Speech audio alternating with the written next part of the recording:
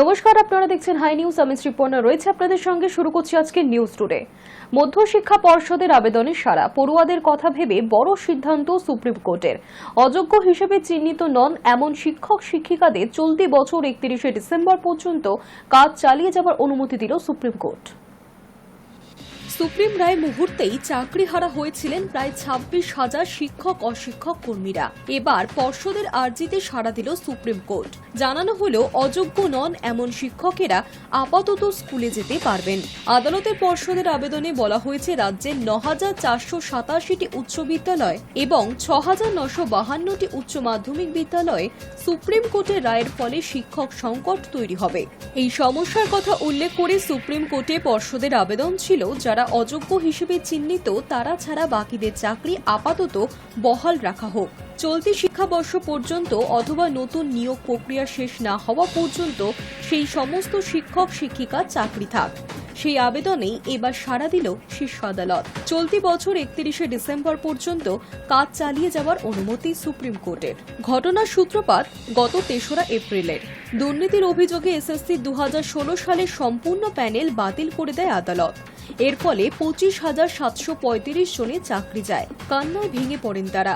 তবে মুখ্যমন্ত্রী চাকরিহারা যোগ্যদের আশ্বাস দিয়েছিলেন, তিনি থাকতে যোগ্য চাকরি প্রার্থীদের চাকরি যেতে দেবেন না। পাশাপাশি চিন্তার বিষয়ও ছিল, এতে রাজ্যের শিক্ষা ব্যবস্থা নড়ে যাবে, অনিশ্চয়তায় পড়ে যাবে এত পড়ুয়ার ভবিষ্যৎ। পর্ষদের যুক্তি, একযোগে প্রায় 26,000 শিক্ষক অশিক্ষক কর্মীর চাকরি বাতিলে ভেঙে পড়তে পারে রাজ্যের শিক্ষা ব্যবস্থা। তাই সুপ্রিম কোর্টের রায় অন্তর্বর্তীকালীন পরিবর্তন চেয়ে শীর্ষ আদালতের দ্বারস্থ হয়েছিল মধ্যশিক্ষা পর্ষদ।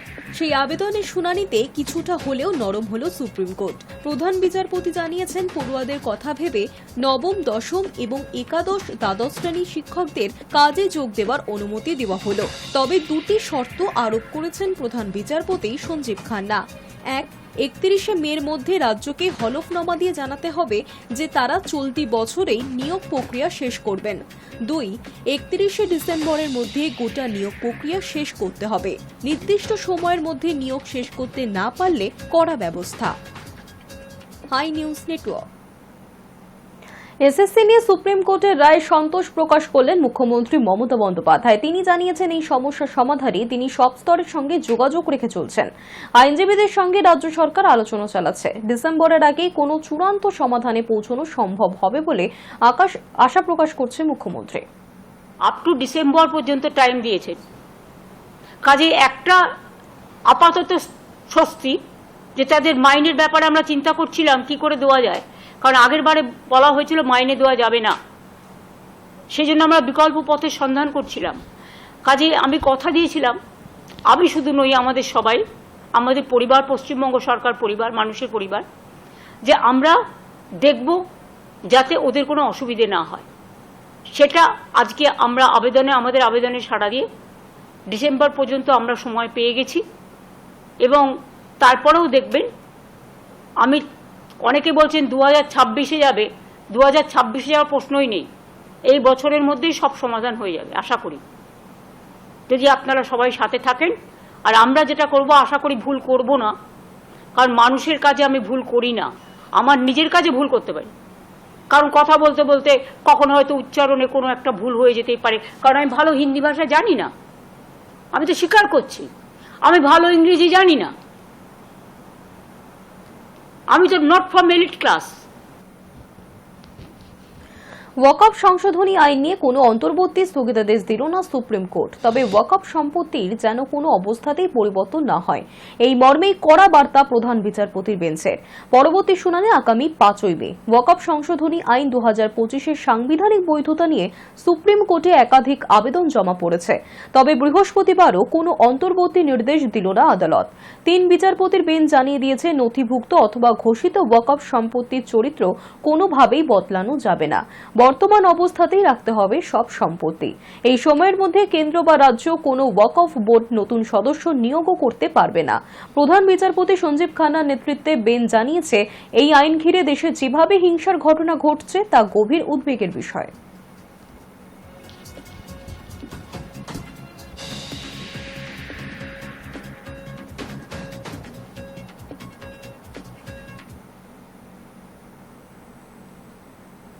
31শে মার্চ 2026-এর মধ্যে দেশ থেকে নকশালবাদ নির্মূল করা হবে। সিএপিএফ এবং সিআরপিএফ এতে প্রধান ভূমিকা পালন করবে, দাবি করলেন কেন্দ্রীয় স্বরাষ্ট্রমন্ত্রী অমিত শাহ। বৃহস্পতিবার মধ্যপ্রদেশের নিমুচ জেলার সেন্ট্রাল রিজার্ভ পুলিশ ফোর্সের 86তম প্রতিষ্ঠা দিবসের অনুষ্ঠানে উপস্থিত হয়ে আর কি বললেন অমিত শাহ, দেখুন। কেন্দ্রীয় স্বরাষ্ট্রমন্ত্রী অমিত শাহ বৃহস্পতিবার মধ্যপ্রদেশের নিমুচ জেলায় সেন্ট্রাল রিজার্ভ পুলিশ ফোর্সের 46তম প্রতিষ্ঠা দিবসের অনুষ্ঠানে উপস্থিত ছিলেন। সেখান থেকে তিনি বলেছেন, 31শে মার্চ 2026-এর মধ্যে দেশ থেকে নকশালবাদ নির্মূল করা হবে। সিএপিএফ এবং সিআরপিএফ এতে প্রধান ভূমিকা পালন করবে। তিনি আরও বলেন, প্রধানমন্ত্রী নরেন্দ্র মোদীর ঘোষণা অনুযায়ী 2026 সালের 31 মার্চের মধ্যে দেশে নকশালবাদের হুমকি শেষ হবে। সিএপিএফ, সিআরপিএফ এবং বিশেষ করে সিওবিআরএ ইউনিট এতে প্রধান ভূমিকা পালন করবে। অমিত শাহ প্রথমে নিমুচে সিআরপিএফ রাইজিং ডে প্যারেড পরিদর্শন করেন। সেখানে আনুষ্ঠানিক কুচকাওয়াজে যোগদানের আগে অমিত শাহ সিআরপিএফ এর বীর শহীদদের প্রতি শ্রদ্ধা নিবেদন করেন। সে অনুষ্ঠানে উপস্থিত ছিলেন মধ্যপ্রদেশের মুখ্যমন্ত্রী মোহন যাদবও। जब भी देश में कहीं अशांति होती है और गृह मंत्री के नाते जब मुझे मालूम पड़ता है कि सीआरपीएफ का जवान वहां मौजूद है, मैं निश्चिंत होकर अपना बाकी काम करता हूं, क्योंकि मुझे भरोसा है कि सीआरपीएफ है तो विजय सीआरपीएफ के जवान की सुनिश्चित। भाइयों और बहनों, मोदी जी के सरकार दूसरी बार बनने के बाद 2019 में हमने निर्णय किया कि सभी सीएपीएफ का स्थापना दिन देश के अलग अलग हिस्सों में मनाया जाएगा। उसी के तहत आज ये वार्षिक परेड नीमच के अंदर मनाई जा रही है और आज यहां पर सीआरपीएफ के कई जवान, कई कार्मिक, उनको उनके उत्कृष्ट प्रदर्शन के लिए अलग अलग प्रकार के अलंकरणों से नवाजा गया है। मैं वो सभी को बहुत बहुत बधाई देना चाहता हूं। मित्रों, सीआरपीएफ का योगदान देश की सुरक्षा से अलग हटकर कोई देख ही नहीं सकता। चाहे कश्मीर की वादियों में आतंकवाद फैलाने वाले, नापाक इरादे रखने वाले आतंकियों के सामने जूझना हो, चाहे पूर्वोत्तर में शांति प्रस्थापित करने के लिए हमेशा तैनात रहना हो, और सबसे बड़ी बात, पशुपति टू तिरुपति का एक हौसला रखने वाले दुर्दांत नक्सलियों को आज 4 जिलों में सिमट कर रख देना, ये सारे कारनामों में हमारे सीआरपीएफ के जवानों का बहुत बड़ा योगदान। প্রতি বছর 19শে মার্চ সিআরপিএফ দিবস পালিত হয়, কারণ 1950 সালের 19শে মার্চ তৎকালীন স্বরাষ্ট্রমন্ত্রী সর্দার বল্লভভাই প্যাটেল এই বাহিনীর হাতে তাদের পতাকা তুলে দেন। এই বছর বর্ধিত উদযাপনের অংশ হিসেবে 17 এপ্রিল কুচকাওয়াজ অনুষ্ঠিত হয়েছে। 1939-এর 27শে জুলাই নিমুচে ব্রিটিশ শাসনকালে ক্রাউন রিপ্রেজেন্টেটিভ পুলিশ প্রতিষ্ঠিত হয়েছিল, যা 1949-এর 28শে ডিসেম্বর তৎকালীন স্বরাষ্ট্রমন্ত্রী সর্দার বল্লভভাই প্যাটেলের নির্দেশে সেন্ট্রাল রিজার্ভ পুলিশ ফোর্স হিসেবে নামাঙ্কিত হয়। High news network. গুরগাঁওয়ের জমি চুক্তি সংক্রান্ত মানি লন্ডারিং মামলায় ফের ইডি দপ্তরে হাজির রবার্ট ওয়াধেরা। চলতি মাসে এটি তার তৃতীয় সমন, আর দ্বিতীয় দিনে জিজ্ঞাসাবাদে হাজির থাকার ঠিক পরদিন ফের তদন্তকারীদের মুখোমুখি হলেন কংগ্রেস নেত্রী প্রিয়াঙ্কা গান্ধী স্বামী। 2008 সালে গুরগাঁওয়ের শিখোপুরে জমি কেনাবেচা নিয়ে মানি লন্ডারিং অভিযোগে কেন্দ্রীয় তদন্তকারী সংস্থা এনফোর্সমেন্ট ডিরেক্টরের প্রশ্নের মুখে ব্যবসায়ী রবার্ট ওয়াধেরা বুধবার টানা দ্বিতীয় দিনের মতো ইডির দপ্তরে হাজিরা দেওয়ার পর আজ ফের তাকে ডাকা হয়েছিল জিজ্ঞাসাবাদের জন্য। এই মামলায় তার সংস্থা স্কাইলাইট হসপিটালের বিরুদ্ধে অভিযোগ, তারা 2008 সালে 3.5 একর জমি 7.5 কোটি টাকায় কেনে এবং মাত্র 4 মাসের মধ্যেই সেই জমি ডিএলএফ এর কাছে 58 কোটি টাকায় বিক্রি করে। এই লেনদেনকে ঘিরেই তদন্ত চলছে অর্থ পাচার নিয়ে। মামলায় নাম জড়িয়েছে তৎকালীন হরিয়ানার মুখ্যমন্ত্রী ভূপিন্দর সিং হুডারও। অভিযোগ তিনি এই চুক্তিতে ওয়াধেরার সংস্থাকে অর্থনৈতিক সুবিধাও দিয়েছিলেন। ইডির বারবার তলবের প্রতিবাদ জানিয়ে রবার্ট ওয়াধেরা দাবি করেছেন, আমি 2019 সাল থেকে এই একই মামলায় ইতিমধ্যে 15 বার হাজিরা দিয়েছি, 10 ঘন্টা ধরে জিজ্ঞাসাবাদ হয়েছে, জমা দিয়েছি 23,000 নথি, অথচ এখনো সেই একই প্রশ্ন ঘুরিয়ে ফিরিয়ে করা হচ্ছে। दिन बुलाएंगे, मैं सारे सवाल जितने भी सवाल थे उसके जवाब दे दिए हैं। यही चीज बात हो चुकी है पहले 2019 में सारी यही सवाल पहले दे चुके हैं और कोई नई बात नहीं है। ये जो सरकार है उनका प्रचार करने का तरीका है, मिसयूज करने का तरीका है, दुरुपयोग हो रहा है। हम झेलने की क्षमता हमें है, हम झेलेंगे, कोई ऐसी बात नहीं है। তিনি বলেন, আমি কোনোদিন নিজেকে সফট টার্গেট ভাবি না, সরকার আমাদের চাপ দিলেও আমরা আরও দৃঢ় হয়ে উঠি, গণতন্ত্রের পক্ষে কথা বলাই আমাদের অপরাধ হয়ে দাঁড়িয়েছে। ওয়াধেরার বক্তব্য, আমরা ভয় পাই না, সংসদের ভিতরে রাহুল গান্ধীকে থামানো বা আমাদের বাইরে আটকে দেওয়া এই সব কিছুই আমাদের লড়াই থামাতে পারবে না, আমরা সত্যের পক্ষে এবং মানুষের জন্য লড়াই চালিয়ে যাব। তার পাশে দাঁড়িয়েছিলেন কংগ্রেসের সাধারণ সম্পাদক প্রিয়াঙ্কা গান্ধীও, যিনি আগেও এই তদন্তকে রাজনৈতিক উদ্দেশ্য প্রণোদিত বলে কটাক্ষ করেছেন। কংগ্রেসের দাবি, ইডির এই তদন্ত একেবারেই পক্ষপাতদুষ্ট এবং কেন্দ্র সরকার বিরোধীদের হয়রানি করতেই কেন্দ্রীয় এজেন্সিগুলিকে ব্যবহার করছে। Hi news network. গত কয়েকদিন তপ্ত ছিল মুর্শিদাবাদের বেশ কিছু এলাকা। পুলিশ এবং কেন্দ্রীয় বাহিনীর সহযোগিতায় ধীরে ধীরে স্বাভাবিক হয়েছে পরিস্থিতি, তবে এখনো চলছে পুলিশি টহল। পুড়ে গিয়েছে বাড়িঘর, অনেকে হারিয়েছেন তাদের রুটি রুজির সম্বল, এমনকি প্রাণে বাঁচতে ঘর ছাড়তে হয়েছিল বহু মানুষকে। এখন কেমন রয়েছেন তারা, কেমন পরিস্থিতি রয়েছে সেখানকার? উল্লেখ্য, সংশোধিত ওয়াকফ আইনের বিরোধিতায় গত বেশ কিছুদিন ধরেই উত্তপ্ত মুর্শিদাবাদের বেশ কিছু এলাকা। পরিস্থিতি এতটাই খারাপ হয়ে গিয়েছিল যে নিয়ন্ত্রণে আনতে সেখানে আনা হয় কেন্দ্রীয় বাহিনী, জারি হয় 163 ধারা, বন্ধ করে দেওয়া হয় সেখানকার ইন্টারনেট পরিষেবা। বিক্ষোভের জেরে দোকানপাট থেকে শুরু করে বাড়িঘর পুড়িয়ে দেয় বিক্ষোভকারীরা। আহত হন সাধারণ মানুষের পাশাপাশি পুলিশ কর্মীরাও। ঘটনাস্থলে যান পুলিশের উচ্চ পদস্থ আধিকারিকেরা। গুজব না ছড়ানোর বার্তা বারংবার দিয়েছেন এডিজি জাভেদ শামীম। ধীরে ধীরে বদলেছে পরিস্থিতি, ঘরে ফিরেছেন ঘরহারারা, দোকানপাট খুলছে, বসছে বাজার, মানুষজনও রাস্তায় চলাচল শুরু করেছেন। গত কয়েকদিনের অশান্তির ছবি পাল্টাতে শুরু করেছে মুর্শিদাবাদের ধুলিয়ানে। চীনা ছন্দে ফিরছে এবার জেলা। পরিস্থিতি স্বাভাবিক করতে ইতিমধ্যে একাধিক পদক্ষেপ করা হয়েছে পুলিশ প্রশাসনের তরফে। গোয়েন্দা রিপোর্টের ভিত্তিতে আগাম সতর্কতা হিসেবে মুর্শিদাবাদ পুলিশ জেলার 6টিরও বেশি থানা এলাকায় যৌথ বাহিনী মোতায়েন করা হয়েছে। টহল দিচ্ছে বিএসএফ এবং পুলিশ বাহিনী। নিহতদের পরিবারকে 10 লক্ষ টাকা করে দেবার কথা ঘোষণা করেছিল মুখ্যমন্ত্রী, কিন্তু এই পরিস্থিতিতে রাজ্যের ঘোষণা করা আর্থিক সাহায্য প্রত্যাহারের সিদ্ধান্ত মুর্শিদাবাদের শামশেরগঞ্জের জাফরাবাদে নিহত হরগোবিন্দ ও চন্দন দাসের পরিবারের। Hi news network. ট্রেনে বেড়েছে মহিলা কামরার সংখ্যা, কিন্তু বাড়ানো হয়নি ট্রেনের কোচ। জেনারেল বগি কমিয়ে মহিলা কামরা কেন? বৃহস্পতিবার সকালে ডায়মন্ড হারবার শিয়ালদা লাইনের উত্তর রাধানগর স্টেশনে বিক্ষোভ যাত্রীদের। বুধবারের পর ফের বৃহস্পতিবার সকাল থেকে শিয়ালদা দক্ষিণ শাখার ডায়মন্ড হারবার লাইনে রেল অবরোধ, কারণ ট্রেনে মহিলা কামরা বাড়ানো। বৃহস্পতিবার সকাল থেকেই উত্তর রাধানগর স্টেশনে স্থানীয় যাত্রীরা রেল লাইন অবরোধ করে বিক্ষোভ দেখান। এর ফলে শিয়ালদা দক্ষিণ শাখার আপ ও ডাউন লাইনে সমস্ত ট্রেন চলাচল কার্যত বন্ধ হয়ে যায়, যার জেরে অফিস টাইমে ভোগান্তির শিকার হন নিত্যযাত্রীরা। যাত্রীদের অভিযোগ, ট্রেনে মহিলা কামরার সংখ্যা বেড়েছে, কিন্তু মোট কামরার সংখ্যা বাড়ানো হয়নি।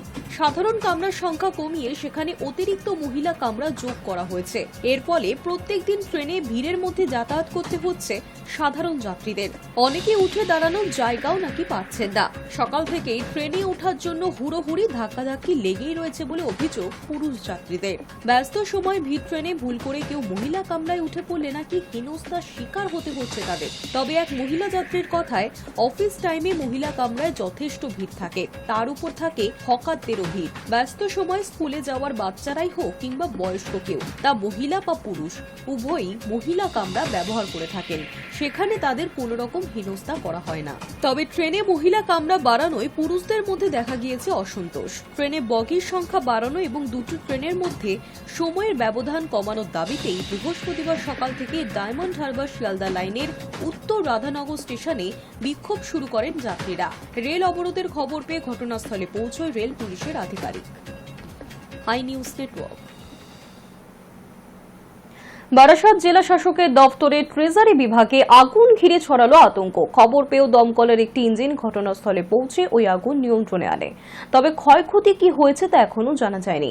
দমকল ও স্থানীয় সূত্রে জানা গিয়েছে, বৃহস্পতিবার সকালে উত্তর 24 পরগনা জেলার সদর বারাসাতে জেলা শাসকের কার্যালয়ের ভিতর ট্রেজারি বিভাগেই আচমকাই আগুন ধরে যায়। ট্রেজারি বিভাগে দুটি ঘর থেকে কালো ধোঁয়া বেরোতে থাকে। জেলা শাসকের কার্যালয় কর্মীরা তখনও কেউ অফিসে আসেননি। নিরাপত্তা রক্ষীরা ওই আগুন দেখে দমকল বিভাগে খবর দেন। সঙ্গে সঙ্গে দমকলের একটি ইঞ্জিন ঘটনাস্থলে পৌঁছয়। ট্রেজারি বিভাগের লোহার গেট কেটে দমকল কর্মীরা ভিতরে ঢোকেন। তারপর ঘণ্টা খানেকের চেষ্টায় তারা ওই আগুন নিয়ন্ত্রণে আনেন।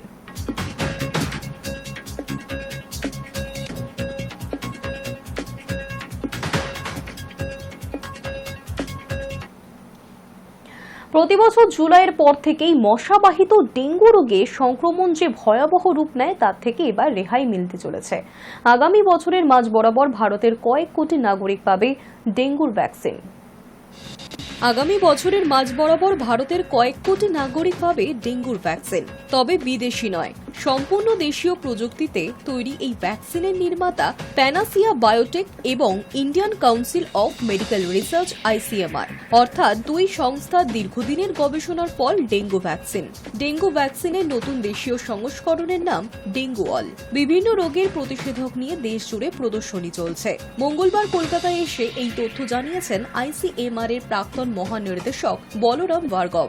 স্বাস্থ্য ভবনের তথ্য বলছে, প্রতি বছর দেশে প্রায় 2 লক্ষ মানুষ ডেঙ্গুতে আক্রান্ত হন। পশ্চিমবঙ্গে গড়ে 70,000, যার মধ্যে মৃত্যুর হার শতাধিক। সূত্রের খবর, ডেঙ্গু অল নামে এই ভ্যাকসিনটি তৃতীয় পর্যায়ের ক্লিনিক্যাল ট্রায়াল একেবারে চূড়ান্ত পর্যায়ে রয়েছে। টেট্রাভ্যালেন্ট এই ভ্যাকসিনটি ডেঙ্গু ভাইরাসের 4টি স্ট্রেন ডেন 1, ডেন 2, ডেন 3, ডেন 4 থেকেই সুরক্ষা দেবে।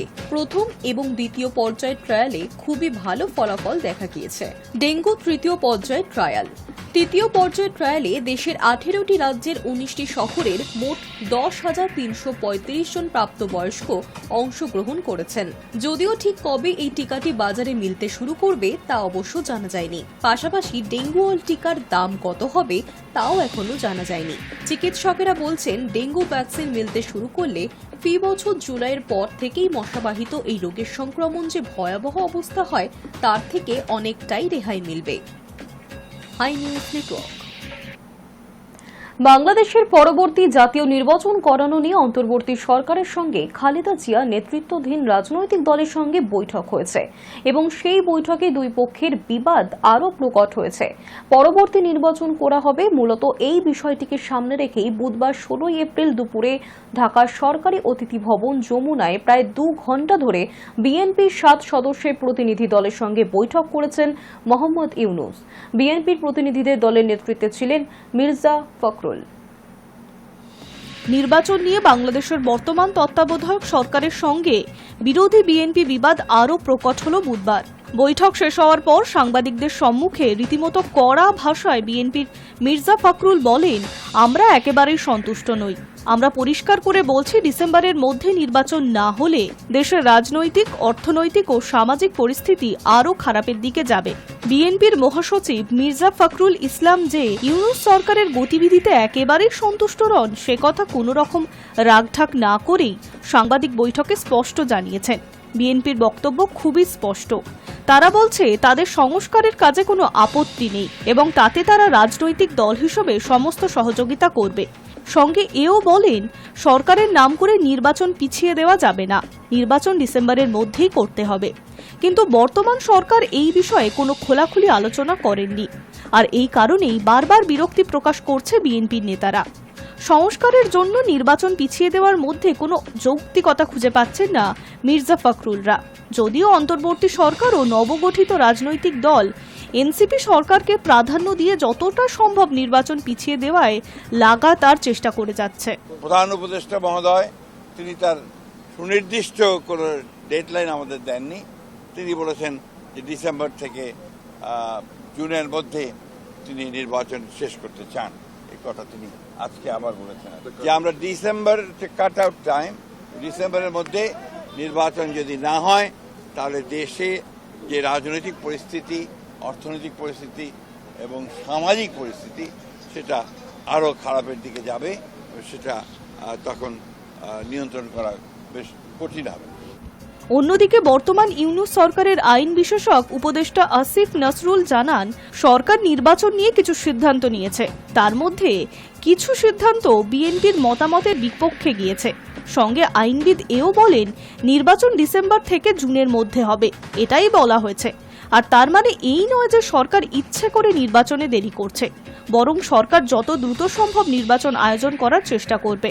প্রধান উপদেষ্টার দপ্তর এক বিবৃতি জানিয়েছে, আলোচনা হয়েছে খোলামেলা এবং আন্তরিক পরিবেশে। সব দলের সঙ্গে আলাপ করে একটা গ্রহণযোগ্য সমাধানে পৌঁছানোই আমাদের লক্ষ্য। অন্যদিকে রাজনৈতিক বিশ্লেষকরা মনে করছেন এই মুহূর্তে বাংলাদেশ এক কঠিন সময় পার করছে। একটি গ্রহণযোগ্য সুষ্ঠু নির্বাচন আয়োজনই এখন সবচেয়ে গুরুত্বপূর্ণ। কিন্তু সময়সীমা নির্ধারণ নিয়ে যে টানাপোড়েন চলছে তা থেকে বোঝা যাচ্ছে সামনে আরও রাজনৈতিক অস্থিরতা দেখা দিতে পারে। বিএনপি যদি সময় মতো নির্বাচনের নিশ্চয়তা না পায় তাহলে তারা আবারও রাজপথে নামবে। অন্যদিকে সরকার চাইছে একটা ধাপে ধাপে নির্বাচন প্রক্রিয়ায় এগিয়ে নিতে। তবে বাংলাদেশের নির্বাচন ভবিষ্যৎ কোন দিকে এগোবে তা এখন নির্দিষ্টভাবে বলা যাচ্ছে না। Hi news network. শুল্ক নিয়ে বিশ্বযুদ্ধের আবহে ভারতে আসছেন মার্কিন ভাইস প্রেসিডেন্ট জেডি ভান্স। স্ত্রী উষা ভান্স এবং সন্তানদের সঙ্গে নিয়েই তিনি ভারতে আসবেন বলে জানা যাচ্ছে। আগামী সপ্তাহের শেষের দিকের ওই সফরে প্রধানমন্ত্রী নরেন্দ্র মোদীর সঙ্গে বৈঠকে বসাও কথা রয়েছে তার। বৈঠকের দিন চূড়ান্ত না হলেও বুধবার মার্কিন ভাইস প্রেসিডেন্টের দপ্তর থেকে জানানো হয়েছে ভান্স আগামী 18 থেকে 24 এপ্রিল ইটালি এবং ভারত সফর করবেন।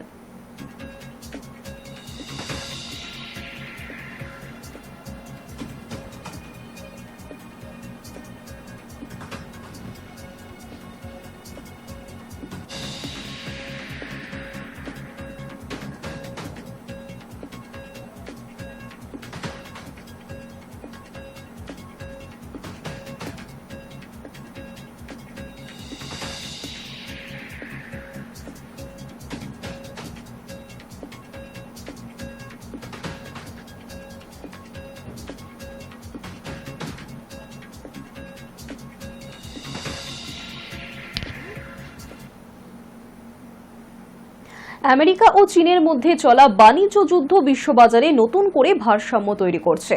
আর এরই মাঝে ভারতের অর্থনীতির ক্ষেত্রে এক বড় ভূমিকা পালন করছে আইফোন উৎপাদন।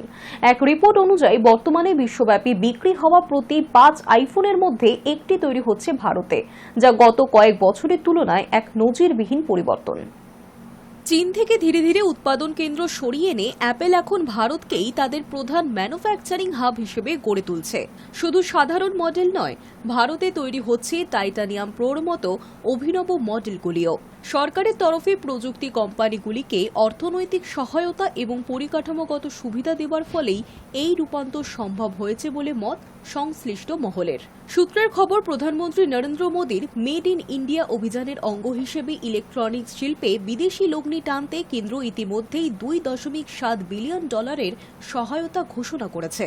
মিডিয়া রিপোর্ট অনুযায়ী 2024 সালে ভারতে অ্যাপেলের বিক্রির পরিমাণ দাঁড়িয়েছে $8 বিলিয়ন।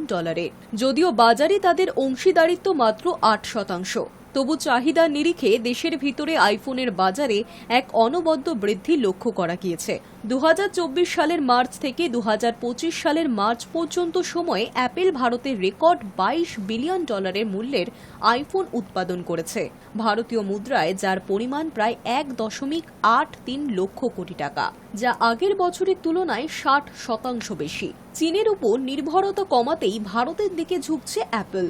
বিশ্লেষকদের মতে কোভিড পরবর্তী পরিস্থিতি, শুল্ক নীতি ঘিরে দ্বন্দ্ব এবং আমেরিকা চীনের মধ্যকার বাণিজ্য উত্তেজনা অ্যাপলকে নতুন সিদ্ধান্ত নিতে বাধ্য করেছে। বিশেষ করে প্রাক্তন মার্কিন প্রেসিডেন্ট ডোনাল্ড ট্রাম্পের পারস্পরিক শুল্ক নীতির পর থেকেই অ্যাপল ধীরে ধীরে ভারতে উৎপাদন বাড়াতে শুরু করে। বর্তমানে মার্কিন সরকার ইলেকট্রনিক পণ্যে অতিরিক্ত শুল্ক আরোপ করছে না। এটি অ্যাপলের জন্য স্বস্তির খবর হলেও এই পরিস্থিতি দীর্ঘস্থায়ী হবে কিনা তা নিয়ে সংশয় রয়ে গিয়েছে। চীন থেকে আমদানিকৃত পণ্যের উপর এখন 20% কর রয়েছে। ফলে অ্যাপেলের চীন নির্ভরতা কমানো ছাড়া উপায় নেই বলেই মনে করছেন বিশেষজ্ঞরা। প্রধানত তামিলনাড়ু এবং কর্ণাটকে অ্যাপেলের উৎপাদন ইউনিটগুলি অবস্থিত। এই কারখানাগুলি পরিচালনা করছে ফক্সকন, টাটা ইলেকট্রনিক্স এবং পেগাট্রনের মতো কোম্পানিগুলি। পাশাপাশি এই উৎপাদনের ফলে ভারতের আইফোন রফতানিও ব্যাপক হারে বেড়েছে। তথ্য প্রযুক্তি মন্ত্রী অশ্বিনী বৈষ্ণব জানিয়েছেন, গত অর্থবর্ষে ভারত $17.4 বিলিয়ন মূল্যের আইফোন রফতানি করেছে। রিপোর্ট অনুযায়ী ফক্সকন এবার উত্তরপ্রদেশের নয়ডার কাছে 300 একর জমিতে আরও একটি উৎপাদন কেন্দ্র স্থাপনের পরিকল্পনা করছে। জেওয়ার বিমানবন্দরের কাছেই স্থাপিত হতে চলা এই ইউনিটটি হবে সেমিকন্ডাক্টর প্রযুক্তি ভিত্তিক। বেঙ্গালুরুর পর এটি হবে ফক্সকনের দ্বিতীয় বৃহত্তম কারখানা। শুধু আইফোন নয়, এই প্ল্যান থেকে ভবিষ্যতে বৈদ্যুতিক যানবাহন, ডিজিটাল স্বাস্থ্য এবং শক্তি প্রযুক্তির মতো ক্ষেত্রেও উৎপাদন করা হবে বলে জানা গিয়েছে। নজর রাখবো এবার বিনোদনের খবরে। বিবাহবার্ষিকী 2 দিন পরে ভবিষ্যতে নতুন ঠিকানা ঘুরে দেখে নিলেন বলিউডের পাওয়ার কাপল আলিয়া ভাট এবং রণবীর কাপুর। সামাজিক মাধ্যমে ভাইরাল হওয়া এক ভিডিওতে দেখা যাচ্ছে নির্মাণধীন বাড়িতে ঢুকছেন রণবীর। পরনে কালো টি শার্ট, শর্টস, স্নিকার্স আর ক্যাপ। বাইরে অপেক্ষায় মেয়েকে কোলে নিয়ে স্ত্রী আলিয়া, হালকা আরামদায়ক পোশাকে। ভিডিওতে দেখা যাচ্ছে নির্মাণস্থলে দাঁড়িয়ে ঘুরে ঘুরে কাজের অগ্রগতি খতিয়ে দেখছেন রণবীর। শেষ দৃশ্যে দুজনে গাড়িতে উঠে ফিরে যাচ্ছেন। রণবীরের নতুন বাংলোটি শুধু একটি বাড়ি নয়, এটি একটি ঐতিহাসিক উত্তরাধিকার। কৃষ্ণা রাজ নামের এই প্রাসাদের মতো বাড়িটি একসময় ছিল রাজ কাপুর ও কৃষ্ণা রাজ কাপুরের। 1980 পর এটি উত্তরাধিকার সূত্রে পান ঋষি এবং নিতু কাপুর। 2016 সালে শুরু হয় পুনর্নির্মাণ। জানা যাচ্ছে প্রায় 250 কোটি টাকার এই বাংলোতে একসঙ্গে থাকবেন পুরো কাপুর পরিবার।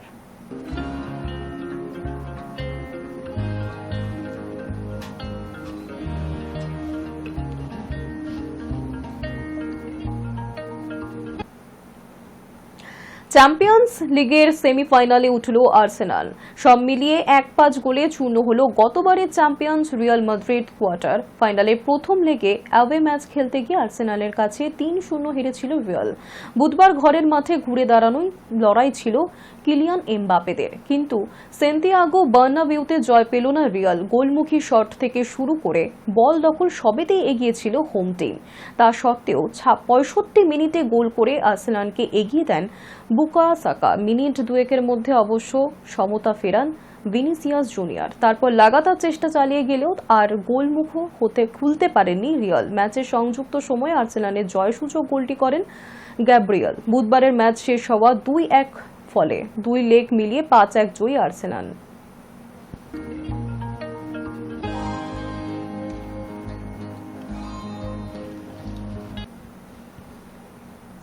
বুধবারের দিল্লি রাজস্থান ম্যাচে তেমন তারকাসুলভ পারফরমেন্স নেই কারোর। শেষ বেলায় নায়ক হয়ে গেল সুপার ওভার। 4 বছর পর আইপিএলে হওয়া সুপার ওভার জিতল দিল্লি। এবারের আইপিএল এর 32তম ম্যাচে প্রথমবার সুপার ওভারে নির্ধারিত হল ম্যাচের ফলাফল। প্রথমে ব্যাট করে 2 উইকেটে 11 রান করে রাজস্থান রয়্যালস। নির্বুদ্ধিতার পরিচয় দিয়ে রান আউট হলেন রিয়ান পারাগ এবং ইয়াশাসী জয়সওয়াল। সিমরান হেটমায়ার করেন 5 বলে 7 রান। জবাবে দিল্লি ক্যাপিটালস করল 4 বলে 13। লোকেশ রাহুল এবং ক্রিস্টান স্টাবস এনে দিলেন রুদ্ধশ্বাস জয়। এই জয়ের ফলে আইপিএল এর পয়েন্ট টেবিলে শীর্ষে উঠে এলেন অক্ষর প্যাটেলরা। একরকম জেতা ম্যাচ হাতছাড়া হল সঞ্জু স্যামসনদের। ধারাবাহিকতা নেই বলেই সমালোচনা শুরু হয়েছিল যশস্বীর। আইপিএলে এর আগে 6টি ম্যাচ খেলে 2টিতে রান করেছিলেন। সেই যশস্বী বুধবার দায়িত্বশীল innings খেললেন। Kolkata night Riders Shreyas আয়ারের মতন ধরে রাখার চেষ্টা করেনি আরও এক প্রাক্তন অধিনায়ক নীতিশ রানাকেও। রাজস্থান তাকে নিলামে কিনে নিয়েছিল। রাহুল দ্রাবিড়ের সেই আস্থার মান রেখেছেন নীতিশ। যশস্বী 37 বলে 51 রানের ইনিংসের পাশে উজ্জ্বল নীতিশের 28 বলে 51 রানের ইনিংস। কেকেআরের প্রাক্তন অধিনায়ক মারলেন 6টি 4 এবং 2টি 6। তার আগ্রাসী ব্যাটিং একটা সময় চাপে ফেলে দেয় অক্ষরদের। কেকেআর কর্তৃপক্ষ নিশ্চয়ই দেখছেন, নিশ্চয়ই পর্যালোচনা করছেন কাদের রেখে কাদের ছেড়ে দিয়েছেন তারা। রাজস্থানের হয়ে ভালো ব্যাট করলেন ধ্রুব জুয়েল এবং হেটমায়ারও। যদিও মিচেল স্টার্কের শেষ ওভারে নিয়ন্ত্রিত বোলিংয়ের সামনে 9 রান তুলতে পারেননি তারা। জবাবে রাজস্থান 20 ওভারে 4 উইকেটে 188 রান করল। ফলে এবারের আইপিএল এর প্রথম ম্যাচ গড়ালো সুপার ওভারে। সেখানেও দুরন্ত বল করলেন স্টার্ক। শ্রেয়াস নীতিশের মতন তাকে ছেড়েও কেকেআর ভুল করেছে কিনা সেই প্রশ্ন উঠবেই। প্রথমে ব্যাট করে দিল্লি ক্যাপিটালস করেছিল 5 উইকেটে 188 রান। প্রাথমিক চাপ সামলে দিল্লিকে লড়াই করার মতন জায়গায় পৌঁছে দেন বাংলার উইকেট রক্ষক ব্যাটার অভিষেক পোরেল। অভিষেককে এবারের আইপিএলে বেশ পরিণত দেখাচ্ছে ব্যাট হাতে। রাহুল 32 বলে 38 রানে আউট হলেও পিচের একদিক আগলে রেখেছিলেন অভিষেক। আইপিএল এর প্রতি ম্যাচে দিল্লি ক্যাপিটালসের কর্তৃপক্ষের আস্থার মর্যাদা দিচ্ছেন চন্দননগরের বাসিন্দা। এদিন ভালো ব্যাট করে মাত্র 1 রানের জন্য অর্ধশতরান হাতছাড়া করলেন তিনি। ওয়ানিন্দু হাসরাঙ্গের বলে রিয়ান পারাগের হাতে ক্যাচ দিয়ে আউট হওয়ার আগে অভিষেক করলেন 37 বলে 49 রান। বাংলার উইকেট রক্ষক ব্যাটারের ব্যাট থেকে এলো 5টি 4 এবং 1টি 6। শেষ দিকে দিল্লির রান তোলার গতি বৃদ্ধি করলেন অধিনায়ক আকসার। 4টি 4 এবং 2টি 6-এর সাহায্যে 14 বলে 34 রান করলেন তিনি। কিছুটা চেষ্টা করলেন স্টাবসো। তিনি অপরাজিত থাকেন 18 বলে 34 রান করে। তবে বাংলা তরুণ ক্রিকেটার 22 গজের একদিক আগলে রেখে পরিস্থিতি না সামলালে ঘরের মাঠে করুণ পরিস্থিতি হতো দিল্লির। বুধবারে দিল্লি রাজস্থান ম্যাচে তেমন তারকা সুলভ পারফরমেন্স নেই কারও। শেষ বেলায় নায়ক হয়ে গেল সুপার ওভার। 4 বছর পর আইপিএলে হওয়া সুপার ওভার জিতে নিল Delhi. Hi news network. News today এখনকার মতো এই পর্যন্তই। দেখতে থাকুন হাই নিউজ, নির্ভীক নিরপেক্ষ।